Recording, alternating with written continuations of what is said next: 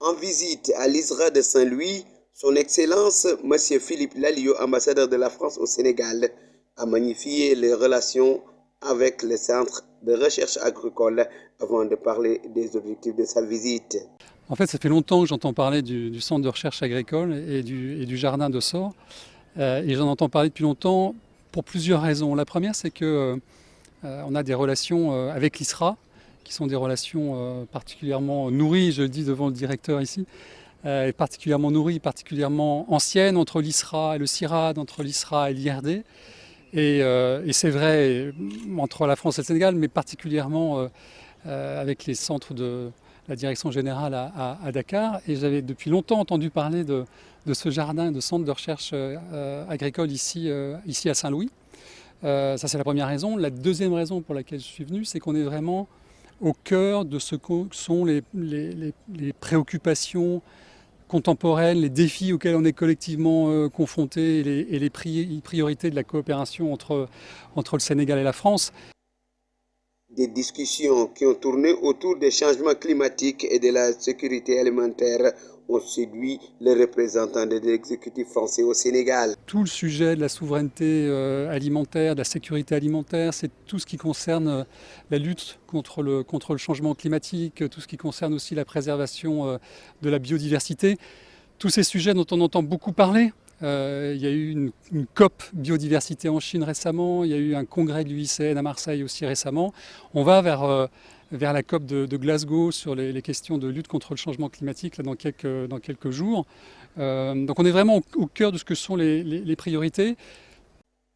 Construit sur un site de 25 hectares, l'ISRA de Saint-Louis constitue un lieu séducteur pour M. Lalliot qui magnifie la coopération franco-sénégalaise. On en entend parler toujours de manière un peu théorique, de manière un peu désincarnée. Et je crois qu'il faut venir ici sur le terrain, dans des centres d'excellence comme celui où nous sommes aujourd'hui, pour voir concrètement qu'est-ce que c'est que préserver la biodiversité, qu'est-ce que c'est que se poser des questions sur l'eau, sur tout ce qui en fait aujourd'hui fait à la fois la très grande complexité et la très grande utilité de l'agroécologie et des manières de produire différentes. Ça, c'est la deuxième raison. Et puis, il y a une troisième raison, c'est être ici, à Saint-Louis, dans ce jardin. Vous en avez certainement tourné des images. C'est assez surprenant, hein. On est au cœur de la ville, dans plusieurs hectares de verdure, qui sont des plantations. Alors, on en a fait un tour très très rapide. Je pense qu'il faudrait y passer beaucoup plus de temps avec vous, monsieur le directeur, pour bien en mesurer toute la richesse. Mais des manguiers, des agrumes, beaucoup de plantations. Et c'est un élément essentiel de préservation de la biodiversité. C'est un poumon vert pour la ville. Et donc c'est un endroit assez exceptionnel, assez remarquable. Je disais au directeur que je réfléchissais en même temps qu'on déambulait. J'ai pas en tête de lieux similaires dans d'autres grandes villes, du monde. Il y a à Paris des lieux comme ça où on fait de la recherche agronomique. Mais de cette taille-là, de cette ampleur-là, j'en connais pas. Ils existent peut-être, mais en tous les cas, je les connais pas. Voilà, c'était les raisons pour lesquelles j'avais voulu venir ici. Et tout ça participe, il faut le rappeler aussi, est à l'image de la coopération entre nos deux pays. Des liens historiques entre les chercheurs français et de l'ISRA a également été magnifié par l'ordre du jour. Il y a des liens historiques et des échanges de chercheurs, dans les deux sens d'ailleurs, hein. Des chercheurs de l'ISRA qui vont passer quelques mois, quelques années dans nos centres de recherche en France, et puis des chercheurs en France qui viennent passer ici quelques années. Il y en a qui sont d'ailleurs ici en fonction au centre de recherche agricole de Saint-Louis. Et c'est très important, ça concerne non seulement des chercheurs, mais ça concerne également des étudiants. Alors souvent qui viennent sur des périodes plus courtes, qui sont plus que des stagiaires, hein, mais quelques mois, pour finir une thèse, donc des doctorants, des post-docs.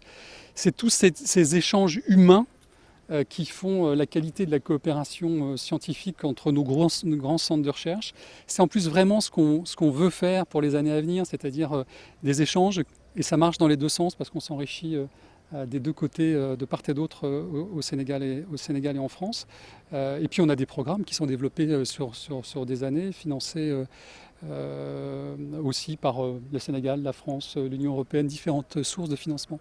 Donc c'est par plein d'aspects une coopération qui est non seulement emblématique de la qualité de notre coopération, mais qui est assez exemplaire. La présence de son Excellence M. Philippe Lalliot justifie à elle seule la coopération franco-sénégalaise au plan de la recherche agricole, explique Dr Madiama Cissé, directeur ESRA de Saint-Louis. Je pense que cette présence justifie à elle seule le niveau de nos relations avec la France. J'en veux pour preuve la présence actuellement au niveau de nos équipes de recherche, de partenaires du CIRAD, je le disais. On partage également des projets avec l'IRD. Donc sur le plan scientifique, je peux témoigner que, en tout cas, la coopération entre le Sénégal et la France, n'est-ce pas, et à son compte. En tout cas, nous le vivons, nous, au niveau de l'ISRA de Saint-Louis. Maintenant, à travers cette visite, est-ce que le choix porté au jardin d'essai, parce que je l'ai expliqué tout à l'heure dans la salle, qu'en termes d'activité, nous en avons beaucoup allant de la riziculture que nous avons pu visiter à travers la sélection variétale, entre autres activités, parce que vous n'êtes pas sans savoir que l'ISRA est dans plusieurs domaines de recherche, les productions végétales, animales, les productions halieutiques, la socio-économie rurale, etc. Et à travers cette présence, ce que représente en tout cas le jardin d'essai de Sor en termes de diversité biologique. Et le message qu'on a voulu délivrer à travers ce passage, c'est de montrer que plus que par le passé, ce jardin d'essai devrait être, n'est-ce pas, un poumon vert pour Saint-Louis. Nous allons vers des lendemains où on va aller vers la production de pétrole à côté. Donc cela va impacter sur le plan environnemental.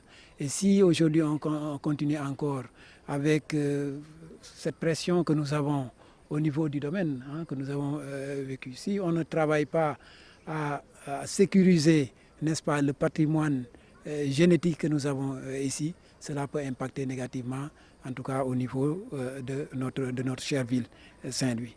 Donc c'est en cela que, en tout cas, nous travaillons avec nos différents partenaires pour que, en tout cas, profiter déjà de l'existant, parce que nous avons déjà des projets qui travaillent dans ce cadre-là. Parce que quand vous parlez de projet santé territoire qui vient juste d'être lancé, ça veut dire que ce domaine de la santé, au niveau des espèces végétales, au niveau humain, environnemental, etc., est pris en charge au niveau de ce projet-là, qu'on vient juste de démarrer. Et on réfléchira comment, en tout cas, on est en train de réfléchir comment le jardin d'essai peut encore plus prendre de place par rapport à ces activités-là, pour lui donner véritablement la place qu'elle mérite au niveau de la ville, n'est-ce pas, de Saint-Louis.